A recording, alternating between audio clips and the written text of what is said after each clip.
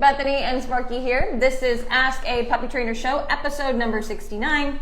And you can ask questions in the comments below. We have a couple to kind of get the ball rolling, but we'd really like to get to your comments today. So, hello, welcome. Okay, just you're in frame. They can see you. You're okay. We're good now. All right. So anyway, as I was saying, comment below your questions. We got a couple. We're going to get the ball rolling. This is for Sparky for tomorrow's live. That's what it says right here. It's for Sparky. My dog poops in her crate. This is from Raina, I believe. Hopefully I said your name right. It's very pretty. Raina, we got you. Very pretty. She poops whenever she's nervous, so I think she does it when I leave out of anxiety. How do I help her not to poop in her crate and also to feel more comfortable when she's alone? Now, she says my dog poops in her crate, so I don't know how old your dog is, Raina. Well, it's probably a puppy, or she just adopted it. Well, usually people say puppy for 2-year-old dogs, and she actually said dog. Let's assume it's an adult dog, because it's a dog, not puppy, and I'm going to assume that you just adopted the dog because it sounds like a new habit, and you want them to be more comfortable and safe in the crate or when they're alone. One for the poop, for me, that's getting a dog on a schedule, and I know I preach that every single time. But your dog pooping in the crate means it didn't have its needs met when it was out of the crate. So we have to meet that need first. So when I bring a dog out of the crate, the first thing I do is I take him outside to go potty. If I get a successful pee, great. If it's the morning, afternoon, or night, and it's normally when you get your poop as well, that's what you need to get when your dog comes out of the crate. If they do not do that though, you actually got to put them back in the crate for a short period of time. 5-10 minutes for a dog that poops right away in the crate. 10-15 minutes, 15-30 minutes, adult depending dogs, on age. 30, yeah. Probably 15-30 minutes for adult dogs. You're kind of playing around with it. We have a dog right now that the minute we put him in the crate, will pee on himself in the crate. So every dog's a little bit different. That takes a little bit more troubleshooting. Please follow up on that one. And dealing with the dog being more comfortable and calm in the crate, that comes from a place of my dog being out of the crate. How do we treat that dog out of the crate?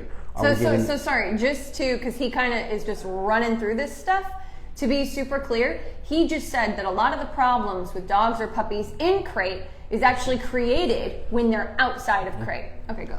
Are we giving too much affection? What does that look like? Holding in our arms all the time, carrying the dog around, excitement. Are we doing a lot of play when our dog is out of the crate rather than training? We all assume that play is how we get our dog's energy down, or walks. It's not actually. Mental work. We want to focus on the brain, not the body. The body will take care of itself when we take care of the brain. Working the puppy for most of their food. Yeah, that's kind of one of the easiest ways to do it. If you got a dog that's food motivated, you train them. If you have a dog that's not food motivated, use a toy and do your training. You got to find something that works, but I would start working them for all of their meals and saving the meal for when you actually want to train them. So they start earning more of their food rather than demanding things from you. Do you want to add to that?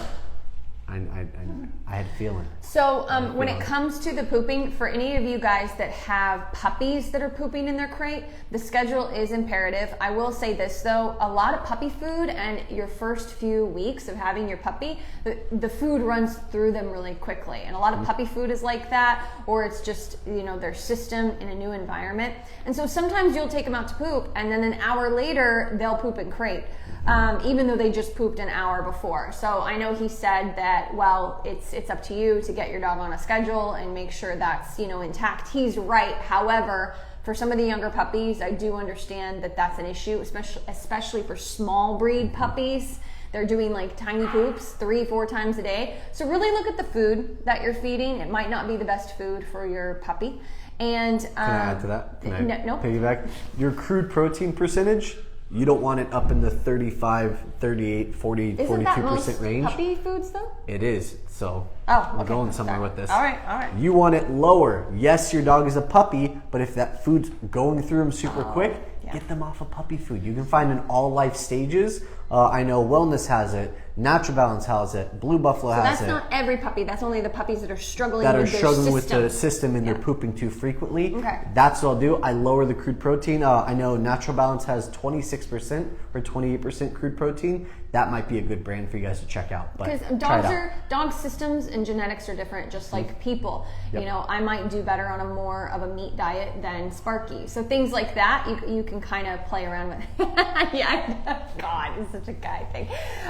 So anyway, you can play around with that. And then I would just say, really isolate, I know we say work for your food, but if it's happening right after you leave, like if you have a camera on your puppy and this is happening right after you leave and go to work, then work your puppy an hour earlier for their food, and then give them a little bit of an extra chance before you leave. You're allowing them to digest in the crate, and then you're taking them out right before you leave. Yep, exactly. Also, it could be anxiety too. If I know my dog is having accidents when I'm gone, like right as I'm leaving, I'll focus on building a routine that doesn't have to do with me leaving. What I mean by that, let me clarify, is my dog knows when I leave. I grab my keys, I put my wallet in my pocket, I put on my watch. Like, I have all these things that are part of my routine. When I have dogs that are pooping in the crate out of anxiety, or I feel like there's a lack of comfort and a fear of you leaving when they're in the crate, I'll have all my stuff already set aside 30 to 45 minutes before I leave. I'll get all that stuff packed up, I'll put it off to the side, by the door, maybe in a bag that I can just lift up and go with. And then my dog gets trained for 20 minutes after my stuff is set up. I'm moving away from this fear of leaving. Triggers, thank you, great word. It's a trigger of us. It's a trigger that triggers anxiety of us leaving. Yeah. So I break that trigger by doing everything ahead of time, then training, and then crating. And when my dog's in the crate, cover it with a towel, put on a noise machine. They shouldn't hear me leaving. And if that means you got to be a James Bond. Yep, be a ninja. Boom. James Bond. Can we say ninja anymore? Yeah, why can't we say ninja? I don't know, I feel like it's PC world now. Okay. What's wrong with ninja? James Bond. James Bond. James Bond is quiet? I don't know. Okay, we're moving on. We're moving on, everybody. So please, we got one more question. TikTok question. Oh yeah, go ahead. TikTok, let's go. Let's answer a TikTok question. What breeds do you recommend for first-time owners? What breeds for first-time owners? I love to recommend a King Charles Cavalier Spaniel. It is the starter breed. I also like Cocker Spaniels. I'll go with them too. Do you have anything? I took your breed. I took it. Well, I got to think of something else now. First-time owners, if you have a large family, I think Golden Retrievers are a fun dog to work with. But they do not come pre-family dog. No, they don't come out of the womb family dog. It's not how it works. They do tend to be very nippy in the beginning as a young puppy. You just got to get them on a schedule, though. Find a good training program around you, Puppy Academy, and you just got to get them on a really good schedule. We also have our online program, and we probably have maybe 7 or 8 Golden Retrievers in our online right now, and they're all here for the same thing. They came to them, they're very nippy, very jumpy, and after about 2 or 3 weeks of them working with them, a lot of that has kind of come down and balanced out a little bit. Or a lab. The labs just tend to be labs are powerhouses. I work with a ton of labs in my service animal program. They are powerhouses. Well, they really use their weight to their advantage. Yes, so that can be difficult with small children. They'll knock them down. Golden Retrievers tend to be like, I can't talk today, are a bit softer. So they kind of wiggle their way around, and like they'll hit with like a wiggly bump. That's true. Like a wiggly butt. That's very true. But labs will just bulldoze anything in their path. Yeah, I definitely see that pretty consistently. That's a good point. I hadn't thought about that with the kid thing. But just remember, guys, it doesn't matter what type of dog you get. They don't come just pre-trained and easy. And sometimes we get clients in that have had these easier puppies, like 8 weeks to 16 weeks old. They had such an easy time. They didn't have to do a lot of structure because the dog is just naturally a calmer, easier puppy. And then adolescence hits and they're having to play catch up really, really fast. So please just keep those things in mind. We see more than any other breed, just to be honest, we see this with doodles. It's not that doodles are bad. I know we like to not we, but everybody likes to complain about doodles. It's kind of a fun thing in our culture right now. There's so many doodles because there's around. So many doodles. Yeah. But to be honest, it's because doodles have been pegged that new family dog the last few years. But what happens is people think that should happen more naturally than it does with other breeds, and it actually doesn't. All right, story time. So 50 years ago is when a gentleman bred the very first doodle. And they bred that doodle to be a service animal. So that's what they were originally made for, to be have these more calm, focus, relaxed, and be calmer, driven service animals. Yeah.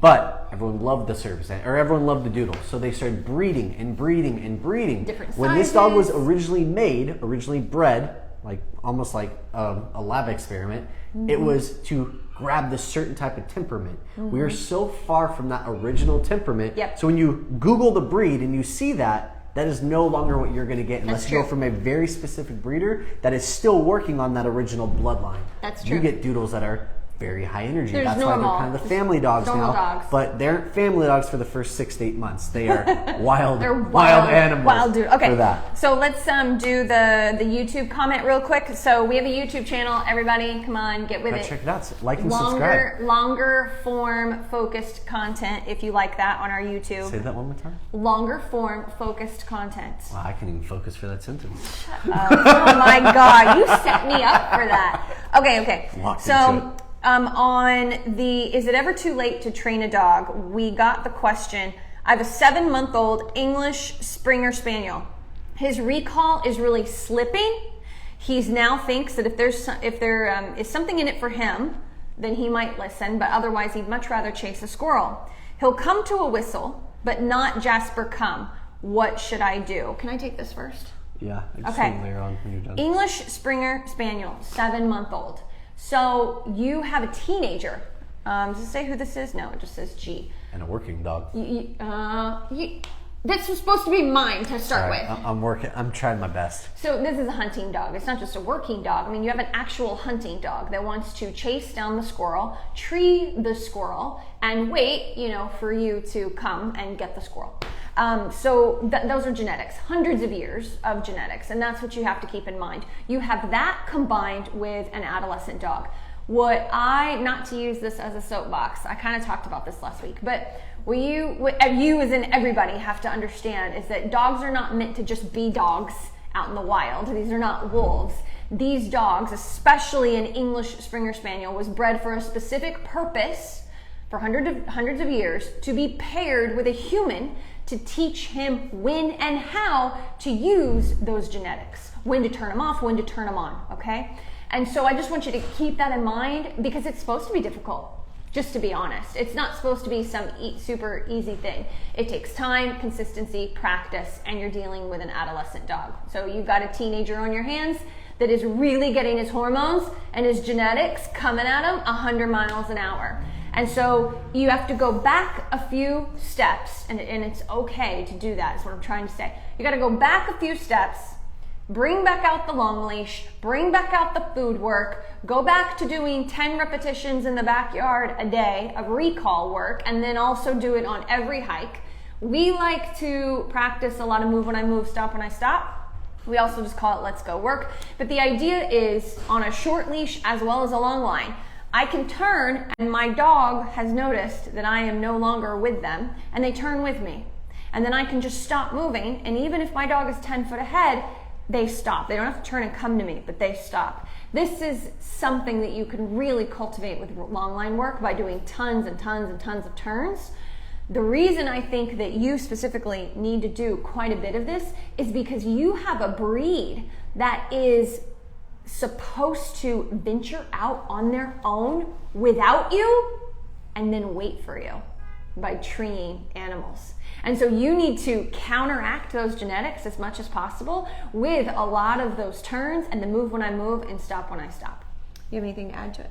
This is just the beginning. This is like one of your first big stages of adolescence. 8 months old, 9 months old, 7? 7. It's all going to happen again when they're about a year to 2 months. Yeah. And then it'll probably happen to about a year to year and a half. Yeah. Yeah, this is just the very first one. I was going to say the same thing you said, though, with going back to your basics. Anytime you have a dog that has done good to a certain point, I always make the joke to my clients is they'll call me, hey, Sparky, my dog is doing great. I'm like, awesome. They're like, but they're not anymore. They don't do anything you taught them. I go, okay, cool. 7 months old to 6 months old. Yeah, how'd you know? Adolescence. It's like they forget everything they've learned. It's in there somewhere. Yeah. You got to remind them with 1 or 2 there. weeks of what they worked on for those last 3 to 4 months. It's there. You just got to bring it back to the surface. You have to reinforce it more than you used to. Because it's no longer the 6-year-old kid dying to go to work with mommy. It's the 13-year-old girl that is slamming the door because you didn't let her go hang out with her friends. Just lost her door. Yeah. So I'm not gonna have kids. Lord. Okay. We got some. Are you finished up with that? That was good. Okay. Do we have some more questions on TikTok? Instagram, if you've got questions, put them in the comments, please. Why is spay or neuter recommended on young dogs when it causes health problems? So most of the time, Disclaimer: we're not vets. We're not vets. Okay, we're not vets, but we're just extremely opinionated. What is your opinion? So on that one, most time they'll recommend for an early neuter because it's coming from a rescue. Most breeders will not. It's a lot of vets now too. But sorry, go ahead. Oh, I disagree with that completely. I speak with a ton of vets. I don't. Most rescues will require you to do that. My dog got neutered and she was almost 9 weeks old, which is insane. Crazy. It's insane. But she got neutered before I even got her. She got spayed. Spayed. For females spayed, male dogs neutered. You just said she was neutered. I know I said she was neutered. Why are you guys picking on me? Just let me answer the damn question. Anyway, I'm glad that you know a lot of vets that don't suggest that. I'm glad. Most I of my don't, vets but won't. maybe that's because I've been in the rescue. reason for the rescues doing it though is because they're worried about the dog getting pregnant and then more puppies. It's their job to take dogs off the street. Whereas a breeder, it's their job to put dogs on the street. So breeders will usually say wait till about 8 months for a male dog to a year and a half, or 8 months for a female dog to a year and a half for male dogs. And labs specifically after the first heat for female dogs. Oh, actually, a lot of them saying second heat cycle now. I agree with first heat cycle because that's what most of my vets that I chat with. I've even trained a lot of vets too. Isn't that just because they're being conservative? With the second heat cycle or with the first? with the first? Like they're trying to be part of the current culture to spay and neuter early, which isn't actually helping like it was supposed to. So they're kind of playing both sides. Female dogs need the first cycle, at least the first cycle, sometimes two, because the estrogen they get from it actually leads to bone calcification. Yeah. So when they don't have that first cycle, it actually makes them more brittle. The larger breed of dog is definitely the longer you want to wait, in our opinion. I know male labs, if you do it before a year and a half, there's like huge UCLA studies that they get cancer, they Rotties too. Rotties, I don't know too much about Rotties. But well, that's just another study that they did. See, there's not a ton of studies on this. There's common sense biology and the way humans work and animals work. There's that. But there's been a study on labs. There's been a study on Rotties. And I know these are large breed dogs. But in general, is it good to cut off hormones of any living thing early? No. However, the reason I'm like back here is because I was in the rescue world for such a long time, and I was 15 years ago. I'm older than I look. More than 15 years 29. ago. No. No. Yes, I'm 29. I was a huge advocate. I was right in that camp. Spay and neuter early. I used to breed dogs growing up, and I didn't know there were, these issues. Well, 20 years later, and learning from trainers that are 30 years older than me, and looking at the culture and what's been happening, it's like it hasn't helped. It hasn't helped. We have more dogs with genetic and physical issues than ever, humans too, because of a lot of the food and the early cutting off of hormones. So it's like, let's just try to be like focusing more on ethical breeders, which California is doing. Thank you, California. They have very strict laws and rules for breeders, which I really, really like. And yeah, it's just one of those things. It's a tough call. Someone says doodles are mutts. They are. Doodles are not a breed. Doodles are mutts. I'm sorry. You're right. We meant Goldendoodle or Labradoodle, which is actually an F1, right? And then an F1 bred together to make their own thing. That's how breeds are made. Backyard breeders make mutts. Yeah. And so I understand what you're saying, and I get it. I totally get that line of thinking. However, that's how every dog breed is made, from a bulldog to anything. It's like you look at their schnauzers, you look at their history, and it's like 5 different breeds put together to make this breed till it's its own thing. Sometimes not even purposeful. Sometimes not even purposeful. We got any other questions? Anybody? Cool. So we are going to finish early. No, stop it. Guys, Stop it. It'll be the first time ever we're going to finish early. All right, we're going to wait 5 more seconds. Come on, does anybody have a question? This is weird. She can get a 3-word question, talk about it for 20 minutes, guys. Give us something. Three things. I'm trying to think. Right, we so don't want anything. if it's episode number 69, that's 69 weeks. There's 52 weeks in a year. So we've been doing this for over a year and we've never finished early. Ever. Ah, there we go. Here we go. How to stop my dog barking at strangers. Becca, how old is your dog? If you guys could give us age, and even better, age and breed, that's really, really useful. But yeah, dog barking at strangers, it kind of depends. I'll just kind of riff on one aspect of this until, Becca, we get age and breed of your dog. When it comes to barking at strangers, if it's in the house, 1 year Labradoodle. Okay. If it's in the house, it's very much probably a territorial situation. We had a lab stay with us recently. I mean, his bark shook the house. It is such a scary bark. But then when when the robbers come in, he kisses them and tells them that he loves them. Sounds like Cheyenne. They're hardcore alert dogs.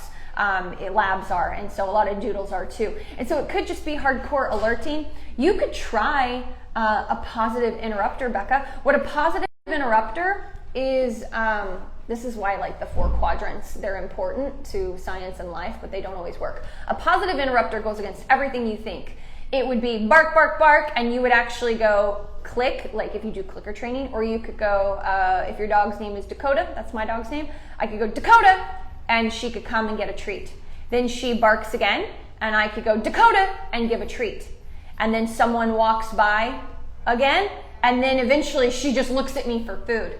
Those are positive interrupters. It's a type of conditioning where if it's just some alert barking and there's not nervousness behind it, you could easily curb that with actually just positively interrupting it very consistently with food. So you need to have like food on hand, things like that. If it's happening out on a walk, we always say change the eyesight. Get the dog. I want to get some kind of focus from them. Yeah, get the dog to follow you.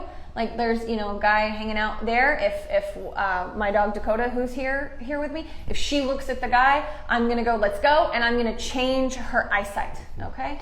But if the barking's already started, you're a second too late. Yes. You're trying to catch the look and the stare, but not even the stare. The stare is even too late sometimes. You're trying to catch the look. Dakota, let's go. Good. Food. Hi, Dakota. Yeah. She's already sitting in my lap earlier. Still covered in her fur. But you're trying to interrupt the moment before it becomes a situation. A situation becomes a habit becomes an issue. You want to break that before it ever happens. Because eventually a dog sees something, doesn't even look and stare anymore, just instantly reacts. Yeah. And that means that you are pushing too hard. You're too far down the rabbit hole. You need to back that up a step. Kind of like we did for the very first question, which was go back to your long lead, go to your house, your backyard, front yard, work them in a calmer environment, like maybe the living room of your dog looking, doing that positive redirection, and then working your way back outside. Look for this. She's looking at a dog playing with a toy. She disengaged herself, but don't give the dog a chance to make a decision. As her ears are soft, she's not feeding off of her environment. As soon as her ears go forward, like you saw her looking at another dog playing, you need to move. You need to get your dog's attention and you need to move. Another one is if they're panting and then they close their mouths. That's another indicator that you need to do something. Wrinkly forehead, they focus on something and kind of those pitties will crinkle their foreheads. You need to turn and move. You need to interrupt the arousal cycle. You need to go after intent. So when they look at a squirrel, you know what their intent is. You don't need to wait till they decide to chase it.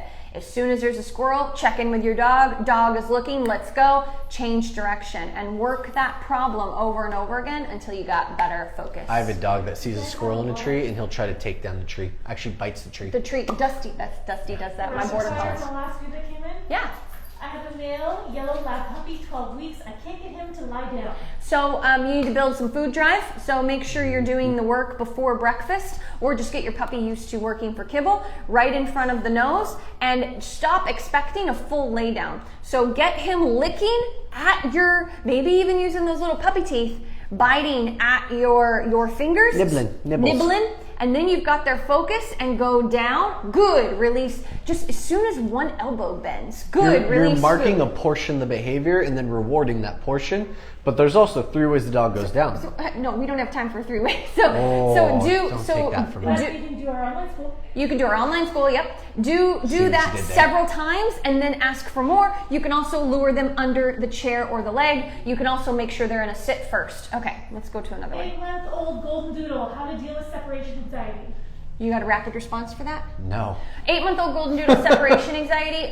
Do a Google search on how to prevent separation anxiety. That way, no, go on our online school. That way you can see all of the things that you're potentially doing outside of crate. We do have in our online school on the Puppy Academy, we pretty extensively go over this. So if there's some other things you might be interested in too, that might work. But truly, separation anxiety, most of it happens when the dog is outside of the crate rather than in the crate.